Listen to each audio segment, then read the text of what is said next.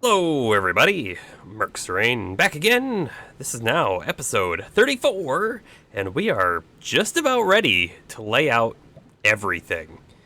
Now, there's one thing I'm concerned about. The only thing I haven't really tested yet is this line over here, right? This line spins differently than the first four. I've talked about this before. The actual pattern on these is reversed, so everything should work the same. However, before we actually turn a computer on, we're going to test it out with some levers.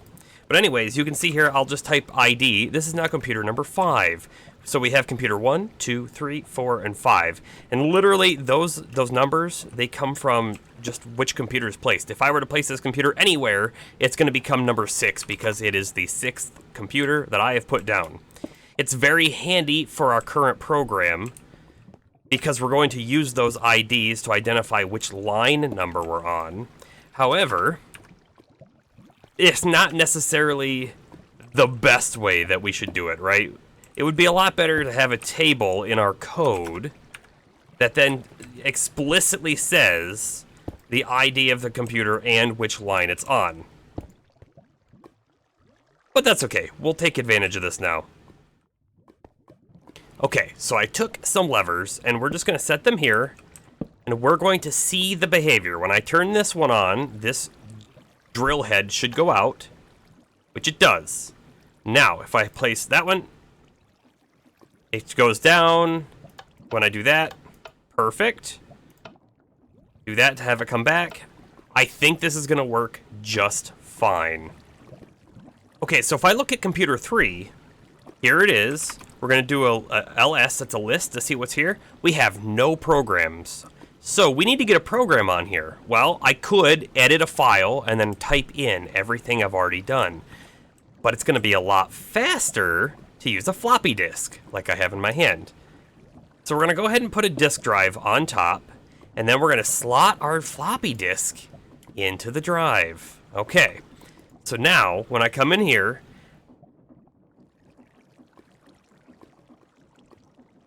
we can see when I type peripherals, we see a top. On the top, we have the drive. By typing ls, we can see that we have our Cobble Harvester program right here, but we also have a new directory of disk. So if I cd into disk, let's take a look here. There's nothing in here. This is perfect. So we're going to change directory, back up, and then we're going to copy our Cobble Harvester program into disk. And we could give it a new name, but I kind of like the name Cobble Harvester, so we're going to do that.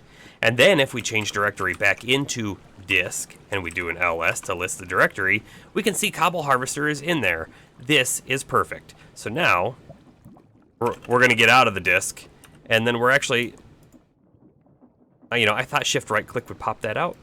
Here we go. We will pop that out there, and I unfortunately now have the task of going around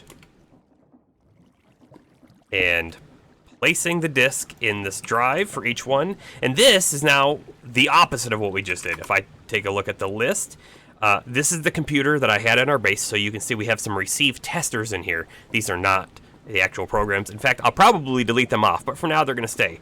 But when we change directory into disk, right, we see our Cobble Harvester, right? We put that on the floppy disk. All we're going to do is copy Cobble Harvester out of the directory and stick it right there, right? We don't want to stick it on disk, so right there. So now, if we come back out, we should see Cobble Harvester is here. Perfect. Let's go ahead and do it to the rest of them.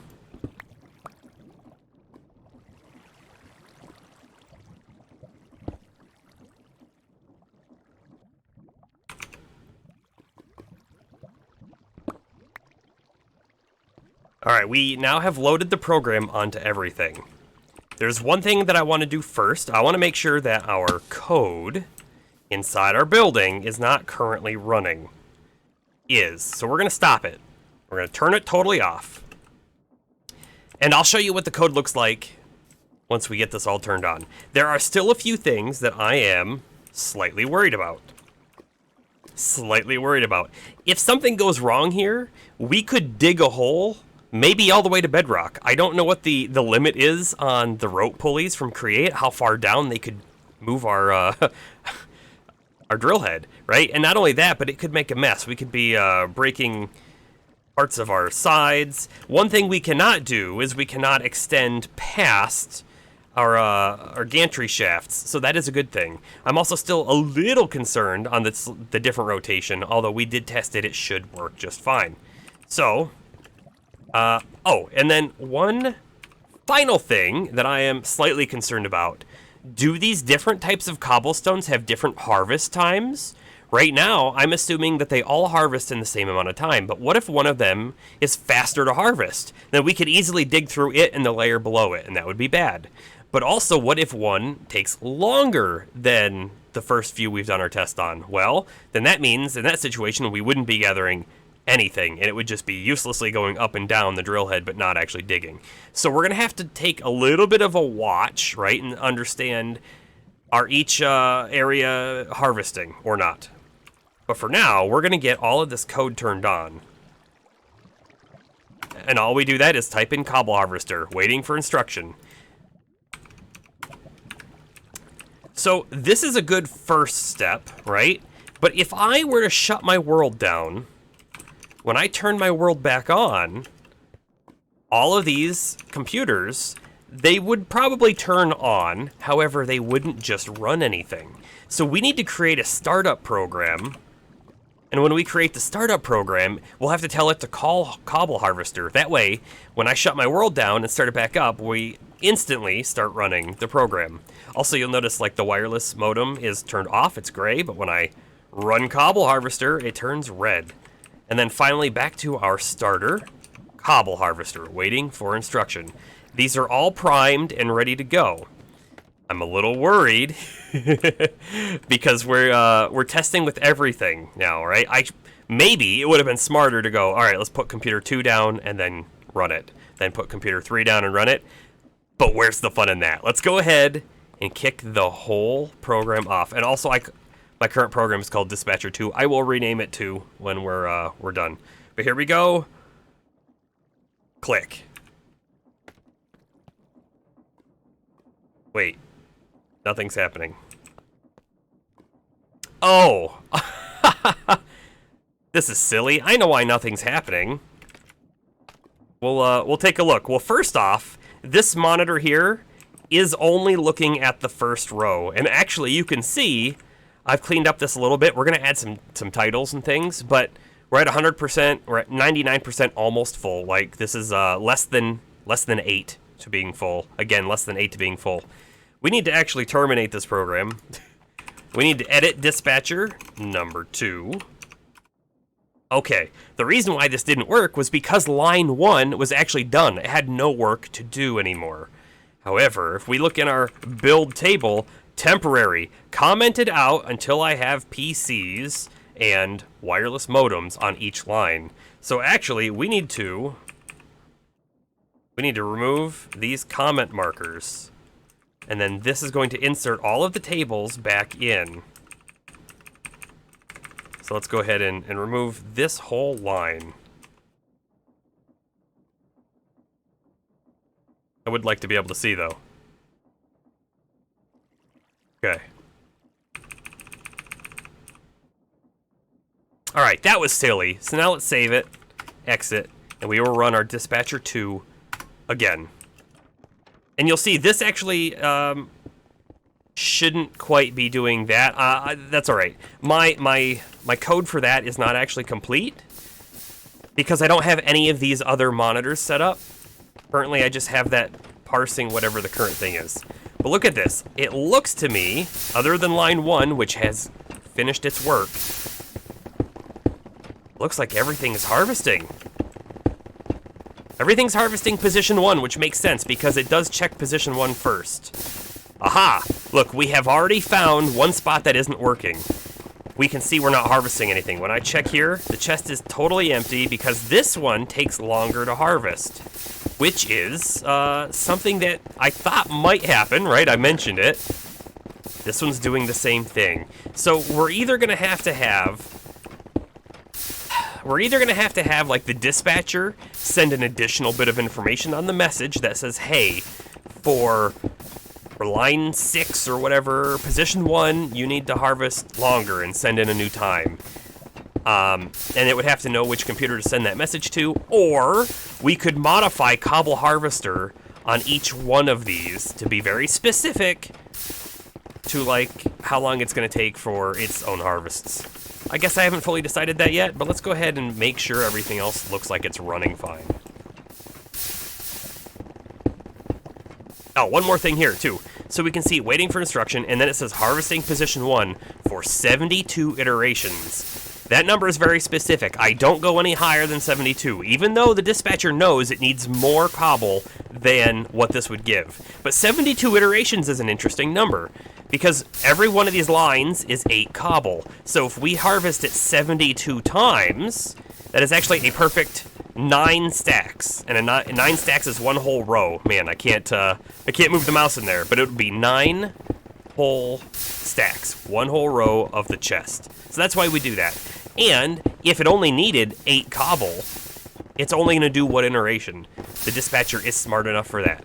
So let's go ahead and watch this one for one more second. We should see basically all of these come over here at about the same time and deposit their cobblestones. All right, we're going to watch from up here. So again, once they do their harvests, they should all come over here basically at about the same time, because they all almost started at the same time. And then we should see everything going on the lines here, on the belts.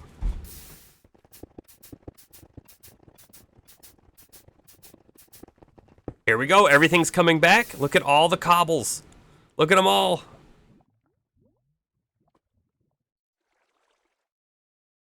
This is pretty sweet.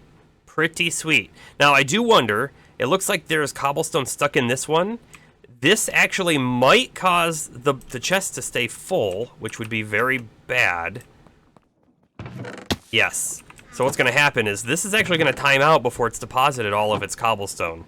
This is something that we could potentially fix, but maybe it's not going to be a huge problem. We do see that it's going to go harvest some more. So it could be a problem. If everything's running at the same time, we might get slightly backed up. So we could look into speeding up the belts, but not speeding up the harvesters. That is certainly an option. Right now, our harvesters, our lines, are actually attached to the belts. But we could run something slightly different if we really wanted to. Anyways, we'll come inside. And we'll just see. Like, everything should be filling up. That has 6 stacks. We've got 6 stacks, 9 stacks. Again, this was only got 4. We haven't done the middle or the ends yet. So, maiden voyage, maiden attempt on execution of our code. Very, very good looking. We do already notice we have 2 problems, right? The 2 problems are the cobblestone getting stopped, not able to go into the system, simply due to the bottleneck, right, of items coming into our system. The other thing, of course, is right there behind us, where those 2 lines of cobble are not being harvested. But it does look like everything else is, so maybe those are the only 2 that we have to fix, but we'll have to keep an eye out and see what happens. All right, let's take a quick look at the revisions to the code. We're going to terminate the current running version here, and we will edit dispatcher number 2. All right, wrap drawer, build drawer list, exactly the same. They didn't change other than we added all of our lines into our line table. Right line details. This is actually quite changed. Our old code was very proof of concept for how we could write data to the monitor. Now, this is almost production worthy, but right line details will eventually need to take in a screen object as well, because right now we only have one screen connected. It is global, it writes to that one screen, and that's all there is to it. But if we pass in the screen object, the monitor object if you will, then it'll know on monitor 1 we're going to write these details, but on monitor 2 we'll write a different set of details, and that's why when everything's hooked up we won't see that just constantly changing. It'll only display the details for its own drawer set. So what do we do here? I'm very specifically clearing lines now, which we weren't doing before, and then we're writing in our details. And this helps in ensuring that the values that are on the screen are actually accurate and not necessarily leftover digits if we didn't rewrite a certain digit at some point. So there you go, you can take a quick look at that. This actually is something I could easily clean up to with some sort of loop. However, right now it is just doing it row by row or drawer by drawer even, and then done. Is PC in busy list? Let's actually go back down to the main program and we will go up where necessary. This is manage drawers, our main program. Okay. It's very small now. Our main function wraps the drawer, it creates our lines object, it builds the drawer list, which is the lines, of course, and then we have PC busy list, which is empty to start with. And then this screen stuff is temporary, right? We will handle this once we have all the screens connected. But now we have this one new call at the bottom, parallel.wait for any. This is the magic. This is what we needed. So in the last episode, I mentioned how we had a loop and we were checking the os.pull event for 10 times or 5 times or something like that. Well, it turns out if there are no pull events, right, if nothing happens, that loop sits forever, right? And we didn't want that to happen. So now we have parallel.wait for any. So now we call 2 functions at the same time. They're not technically running at the same exact time, but it's very, very close to running at the same time. We call the 2 functions listen for messages and manage drawers. Let's go ahead and start with listen for messages. Listen for messages is pretty short, right? So what this is doing is it's listening for response messages from the line computers. It's very specifically waiting forever, right? So we have print listening for messages, and then after that, we wait forever on rednet.receive. And then when we get a rednet message, we use the ID in the message. If message is complete, then we send the acknowledgement back to that line PC, and we know the line PC based on the ID. Remember when we were out there, we saw ID 5. That is actually line 5. We remove that PC from the busy list. And I have to do, I'm going to do warning statuses. We're going to have a monitoring monitor as well, and that's going to tell us the health of our system, which will be fun. But that'll be probably further down the line. So the next function is manage drawers. What this one is doing, while true, this is important. It's also important for listen for messages. While true, we never want listen for messages to end. We also never want manage drawers to end. It turns out that parallel function at the bottom, if one of these functions returned, our whole program would stop, which actually might be something we program in if we need like a kill switch, or if we notice like more than 2 lines are out of order, we might want to just kill everything, right? So we may program that in. However, right now we want to make sure that these 2 functions never end. While true, do. So that's forever. We're checking in our lines, right? We know we've got 9 lines, 9 drill lines out there. We're going to go through them one by one. And what we're going to do is we're going to go through the 3 drawers, right? This is in line. We know that there are 3 drawers, the bottom, the middle, and the top. So then, for each one of these, we're going to get the display name, the count, the limit, and the percent. And we can see here, this is actually, interestingly enough, line 1. So we get the name, we get the count, the limit, and the percent. And the percent, of course, is, how full from the count and the limit.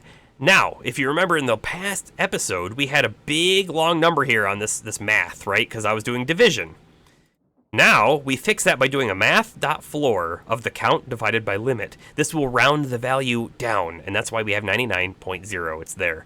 I was actually a little surprised to see the 0.0. I may still try to remove it. However, it's not necessary exactly. Another thing we could do is we could add a percent symbol when we write this. So maybe we'll do that right now. So this is a to-do, right? We need to redraw the display for the drawer. We sort of have redrawing in place, but this is still proof of concept because we're only using the one screen. I've mentioned the rest of them aren't hooked up yet. So anyways, we're checking if the count is less than the limit, meaning that we're not full, right?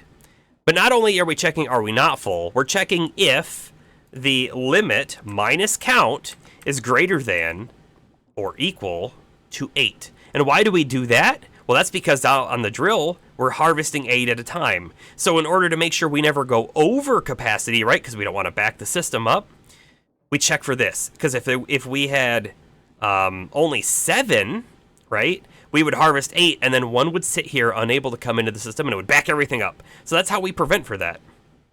So next, we have to check, is the PC in the busy list, which we have a function up there, and we can go to that in a few minutes. If it's not, so if it's busy, to start off, if it's busy, we're going to check how long it's been busy for by doing PC busy time gets get PC busy time. So how do we get this PC busy time? Well, we'll go up to that function here in just 1 second too. If the PC busy time is greater than 60 seconds times 5, so 5 minutes, we print a warning. PC with the ID hasn't responded, and this actually says in 5 minutes. Next, if PC busy time is greater than 5 minutes, we will come down here. You know what? Actually, this code could be cleaned up. Instead of an if here, this should probably be an else if. I will correct this. So we could say then else. Actually, this would have to be if PC busy time is greater than 60 times 5, but less than 60 times 10. We would print that. Then, if it was greater than 60 times 10, greater than 10 minutes, we would print a new message. It's been busy for over 10 minutes. So what we do is we would remove the PC from the busy list and reset it, because we're thinking it's probably gotten itself into a weird state, and let's just try and send a new message to it. So if we remove it from the busy list, it'll try again. However, something that's to do is we will set a warning status on the PC, and the warning status will only be removed if we ever get a message back. So that warning status will help us, know the health of the system. So if we're not busy, right, else down here, if we're not busy, we're going to get harvest count, right? And in order to know the harvest count, how many things we need to do, how many operations, how many times the drill head should go down and gather 8 pieces of cobble, we need to do the limit minus the count divided by 8. And we do math.floor in order to make it an even number and not some sort of fraction. So if we need more than 9 stacks, I say here, we want to limit the current operation to 9 stacks. So that's what this is. If you remember out there, we saw 72. That is the important number. So if our harvest count was 90, well, we would say, let's just set it to 72. We'll get 9 stacks. We'll bring it back. We'll report the status, and then we'll, respond to a new message. After we set the harvest count here, we send our message to the right computer. This is the computer ID. We send a new table object, which is J. This is position, right? Position 1, 2, or 3, and how many times we should harvest. Then we take our local busy object, which is going to be the computer, the PC ID is busy, and we put the os.clock in there. And then we insert into our busy list that busy object. So this lets us know up above. Remember, we had 2 functions. We have a couple. Is PC in busy list? So now we're checking that busy list. If we find the PC in there, right, we're just going to go one by one through the whole list. If PC number 5, right, this would be the position. So this is the position of our busy list, but the busy list is in any order. It doesn't matter. But if we find one in there where the first item in that table is the PC ID of 5, right, in this case, it would return true. PC is busy. That means we don't want to send any more messages. We want to let it finish what it's doing. But if it's not in this list, we return false, so we know, hey, we're good to send a message. If we had seen that we were busy, we check the busy time, and the busy time is just saying, hey, that clock object that we put in the busy list, which would be at position 2 of the table, which is right here, we're going to do a current clock, which is os.clock, minus PC busy list. So whatever that time was in that table, math.floor, we return that time. So that's how long it's been busy for. So let's come back down here again, right? This is where we came up with the PC busy time is get the busy time, and if it's greater than that value, we move on. Or we do whatever we need to do. We also have remove PC from busy list, and this one will of course just remove from the busy list. This happens on successful message when we get the complete message from the line computer. It just takes it out of the table and lets our dispatcher know, hey, I can send new messages out to the PC. Oh boy, wow, that was a lot of talking, that was a lot of looking at code. I hope it all made sense to you. If you want to pause it and take a look at things, if you've got questions on the code, let me know. If you'd like the code for yourself, I plan to put it in a GitHub repository once I have the monitors hooked up and the warning statuses and all that kind of things going. So it will be available at some point, but it won't be available for a little bit. Certainly not when this episode airs. Everyone, I am super excited to give this a go. All right, let me show you some things I've done before we actually turn this on. Okay. So first off, you'll probably notice we're missing the monitor screen here. I've actually put it into its real position, which is right here on the right side of the drawers that it's going to monitor, right? Behind the computer, we have a wired modem now, right? So we have the wireless modem here on the left, and this is what talks to our lines out there in the field. But the wired modem with networking cable is connected to the back of each one of these monitors. When you place these down, you then have to right-click it, and I'll show you what will happen when I right-click it. Monitor 0 disconnected from network. Monitor 0 connected to network, and then the thing goes red. So that's how you know that it's now on and connected. So there we are. We have one on each of these. Outside, we've done a little work here too. Let me come down here and show you. So we had talked about speeding this belt up. And I did. I sped this belt up, so we have one more large cog to a small cog. So this is basically double speed as to what it was before. We had the problem, right, that all of our lines were powered off of these belts down here. So I fixed that by taking this over here.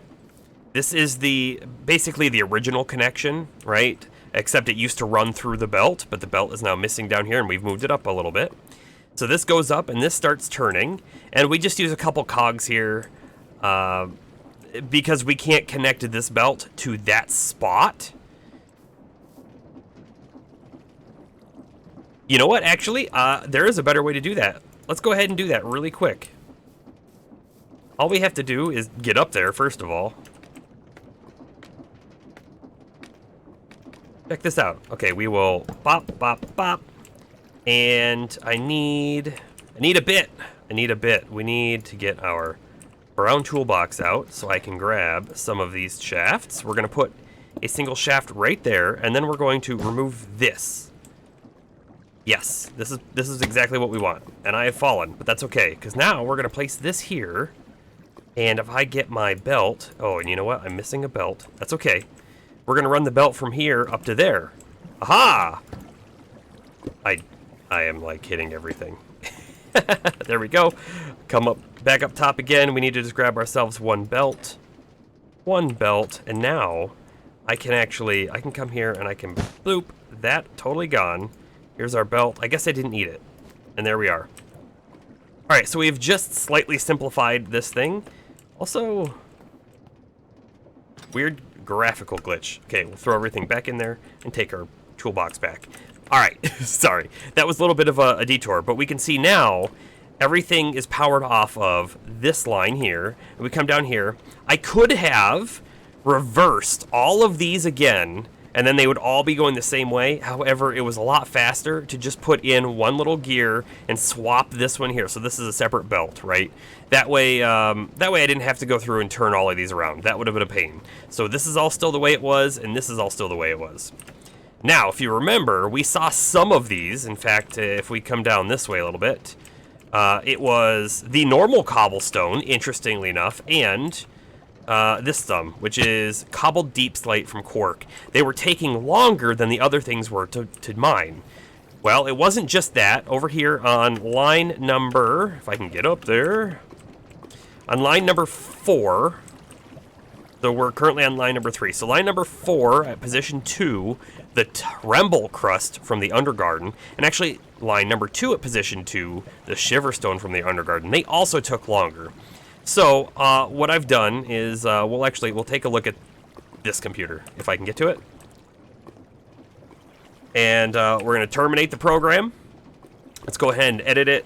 All I've done is right here, we're saying if position equals 2. So if our position is 2, that's the one that we know takes longer to mine. We're going to set a new drill deploy time of 3, because 3 is actually what works here. Now, 3 doesn't work for all of them. Some of them take a long time. The other Undergarden cobblestone takes 6 whole seconds to mine. I've also given it a slightly increased retract time because it took a little longer to form as well. And then we just use these down below. We have our retract time here, and we have our drill deploy time here. So super simple, super easy. However, it does mean that our code is actually slightly customized based on the line it's running on, right? Which isn't the best, actually, right? It would be much better if they were all running the exact same bit of code. If we really wanted to do it that way, our dispatcher would have to know how long it takes to mine each individual kind of cobblestone and pass that information along in the message that it sends. And, you know, I just felt like that was overkill. This isn't going to be a super reusable program, right? We're not going to try and build these all over the world and get them just to run by, you know, plug and play. So this can be a little customized. All right, so there we are. We have fixed our cobblestone on the conveyor belt problem, we have fixed our drill time problem, and we have connected our monitors. Are you ready to see this run? I am so excited to see this run. Let's just do it. So we're gonna do dispatcher number 2. Run. Look, now it's populating the mall as it scans through the system. And here we are. We now have very specific like indications on the top saying this is line 4, this is line 5. I've moved the text down so it's more in the center of each drawer. I feel like that makes it a little easier to tell.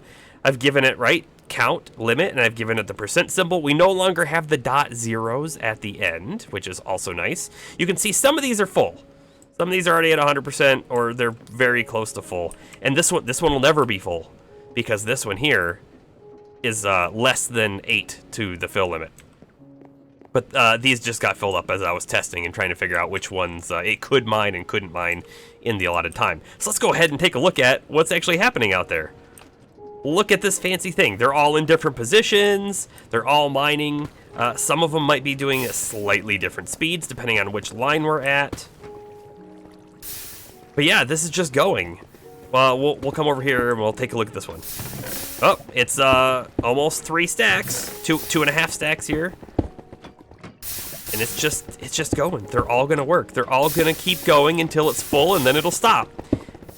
There is only one problem left, and it's not a huge one, but the final problem is we just need to have a startup program. And when the computer starts up, again, remember, if I save my world, close it, and then reopen the world, none of these will just be running off the bat. So we need to have a startup program that says, hey, run Cobblestone Harvester. Hey, run the dispatcher program.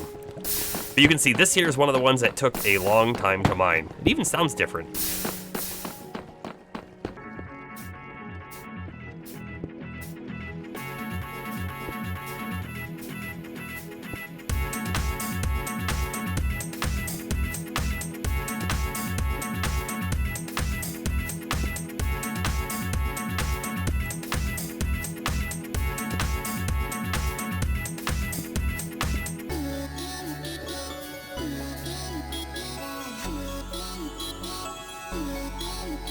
Alright, so what is remaining for this project? Well, I have envisioned to have a large monitor right behind my head. It's going to be a 3x3, so it'll be pretty large. I kind of want it to be a gold one so we can use colors.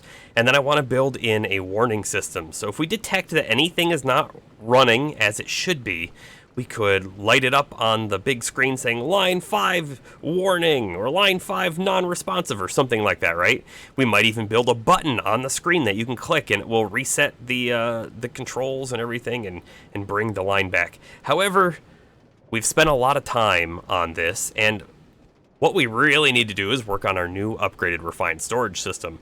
Now that we have the cobblestone in place, I should be able to start building buildings a lot more using nice stone, without having to, manually mine it all. The other thing, too, right, that is maybe finished with this build, well, is there's no roof. This isn't the flooring I intended to have. I don't even have a door into the building. So we could use some cleanup here. But again, I think that might be relegated to like a stream activity. So, you know, pay attention for twitch.tv/mercsrain. I do stream. I stream a bunch of games, but I'll also be doing Minecraft. And in the meantime, I think I'm going to watch this go just a little bit more because this is so cool. I also believe we are now at the wrapping up point of this episode. There's also no sense in starting something new. The next thing we start will be the refined storage system. We're gonna have to build a new building for it, although we may start the refined storage system in our house first. Get it going, get some auto crafting, you know, some of the more easy auto crafts, nothing that uses like the refined, nothing that uses the pneumatic pressure chamber or anything like that. Not yet anyways. And then once we get that going a little bit, we get some patterns set up, we get, you know, some storage sort of things set up, we can move into the new storage room, the new base of operations that'll be bigger, that'll have built-in automation things for rooms and all sorts of crazy cool contraptions. Maybe even more computers. But anyways, here we are. We've basically come to a concluded project that I'm super happy with. I hope you thought this was cool. I'm gonna want to do some more stuff like this in the future because when you hit that run button and everything just goes, that is a great feeling. So if you enjoyed it, please, you know, give a like, throw a comment in, or even subscribe if you enjoyed the content and would like to see more. But for now, this is mercsrain signing off.